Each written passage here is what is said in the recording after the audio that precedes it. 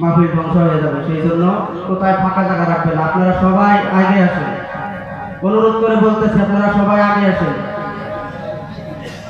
মাঝখানে জায়গা রেখে বসাটা এটা একদম ঠিক না, এটা খুব বেয়াদবি কাজ। আপনারা সবাই দয়া করে একটু আগে আসেন। তো আমি কোরআন থেকে একটা আয়াত তেলাওয়াত করেছি। কুল্লু নাফসিন যায়িকাতুল মউত, আমাদের একদিন মরতে হবে। দুনিয়ার মধ্যে যত বাচ্চা ছিল, যত বড় বড় বাচ্চা ছিল, সমস্ত বাচ্চা একদিন এই দুনিয়া থেকে বিদায় হয়ে গেছে। কত বড় বাচ্চা ছিল নমরুদ, কত বড় বাচ্চা ছিল ফেরাউন, তাদের মতো বাচ্চা এই দুনিয়ার মধ্যে আর কোনোদিন হবে না। আল্লাহ রাব্বুল আলামিন বলেন, এই দুনিয়ার মধ্যে যত মানুষ তোমরা দেখতেছ, এই দুনিয়ার মধ্যে বর্তমান যুগে যত ধনী বড় লোক মানুষ রয়েছে, নমরুদ আর ফেরাউনের মতো বড় লোক এই দুনিয়ার মধ্যে আজ পর্যন্ত একটা জন্ম হয় নাই।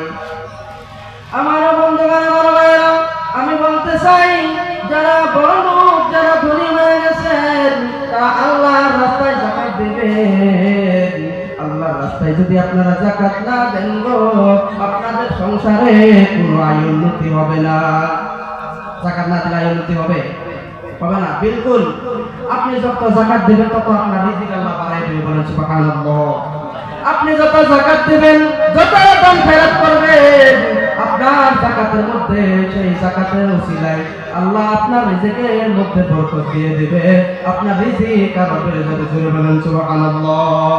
আমার বন্ধুগণ, আমার ভাইয়েরা, আল্লাহ রাব্বুল আলামিন কোরআনের মধ্যে বলেছেন, আকিমিস সালাতা লিদুলুকিশ শামসি ইলা গাসাকিল লাইলি ওয়া কুরআনাল ফাজর।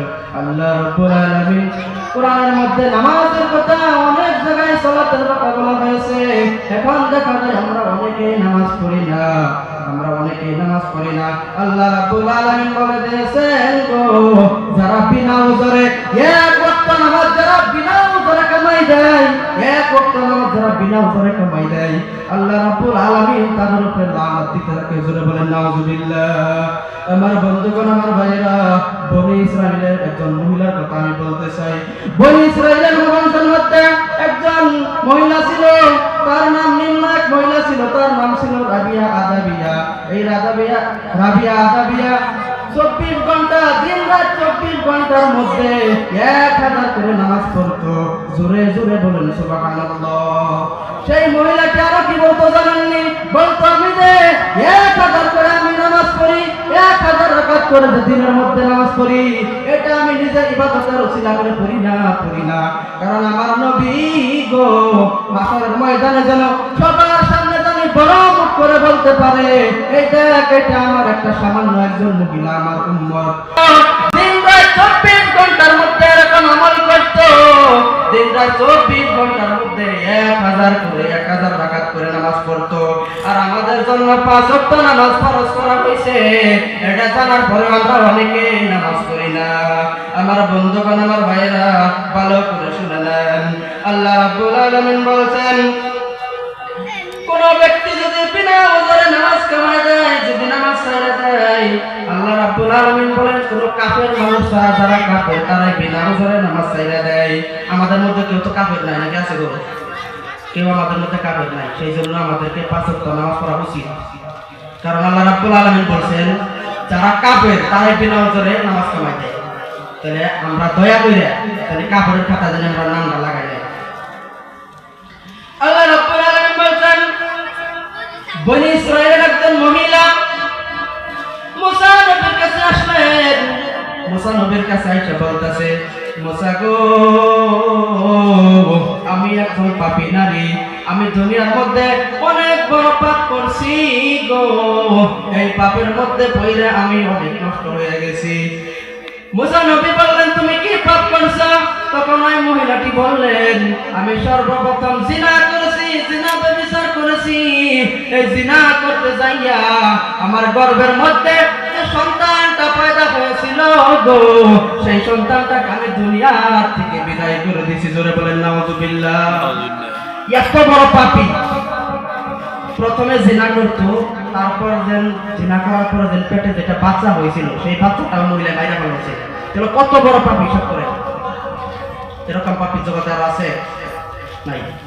একে তো জিনা করছে, তারপরে আরো জিনা করার পরে ওই বাচ্চাটা বাইরে ফেলেছে।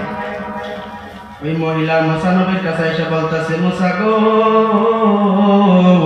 আমি তো অনেক পাপ করে ফেলছি, আমি আল্লাহর কাছে অনেকবার তওবা করছি, কিন্তু আমার মনের মধ্যে ধারণা হয় আমার আল্লাহ মনে হয় আমার মাফ করবে না।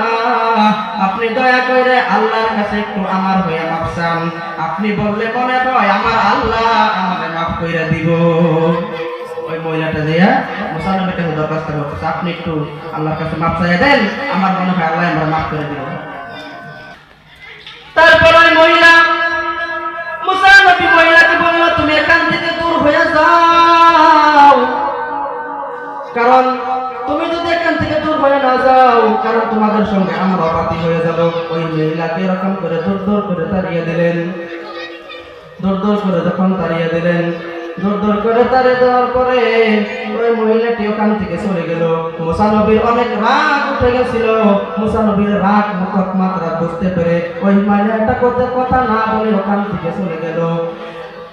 এক মুরব্বী শয়তানকে প্রশ্ন করলো, বলল, আমি যদি তোমার খাটে শিষ্য হতে চাই তাহলে আমার কি কি করতে হবে? তখন শয়তান বলল, তুমি যদি বিনা ওজনে নামাজ ছাইরা দিতে পারো, আর যদি সত্য মিথ্যা কসম খাইতে পারো, তাহলে তুমি আমার মতো হইয়া যাবা, আমার মধ্যে তোমার মধ্যে কোনো তফাৎ থাকবে না। শয়তান কি বলতেছে? তুমি যদি নামাজ ছাইরা দিতে পারো, আর যদি উল্টা পাল্টা মিথ্যা কথা কসম খাইতে পারো, যে আল্লাহর কসম এটা আমি করি নাই, আল্লাহর কসম আমি ওটা করি নাই, কিন্তু তুমি এটা করছো, আপনি ওই কাজটা করছেন কিন্তু আপনি বলতেছেন যে আমি এই কাজটা করি নাই, এটা হইলো 1 নম্বর পাপ। তারপর হইলো বিনা ওজনে নামাজ ছেড়ে দেওয়া। এই দুইটা পাপ যদি আপনি করেন, আপনি ডাইরেক্ট একদম শয়তানের লিস্টে পড়ে যাবেন। একজন মুরব্বী শয়তানকে বলল, আমি যদি তোমার শিষ্য হইতে চাই, বলো আমার কি কাজ করতে হবে? তখন বলল, তুমি যদি বিনা ওজনে নামাজ ছেড়ে দিতে পারো, আর যদি উল্টা পাল্টা কসম খাইতে পারো, মিথ্যা কসম খাইতে পারো, তাহলে তুমি আমার মতো হইয়া যাবা, আমার মধ্যে তোমার মধ্যে কোনো তফাৎ থাকবে না। জোরে বলেন নাউযুবিল্লাহ।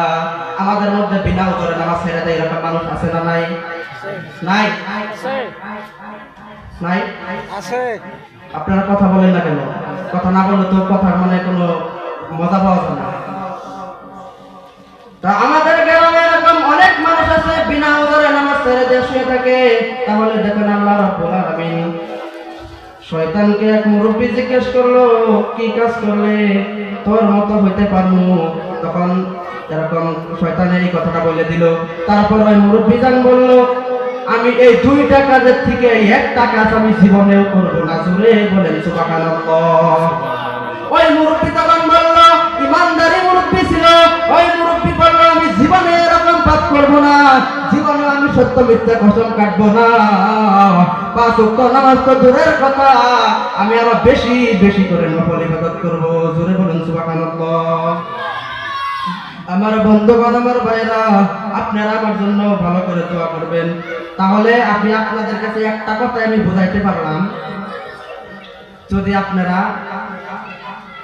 ভালো করে যদি বিনা ওজনে নামাজ ছেড়ে দেন তো বুঝলেন তো কইলেন।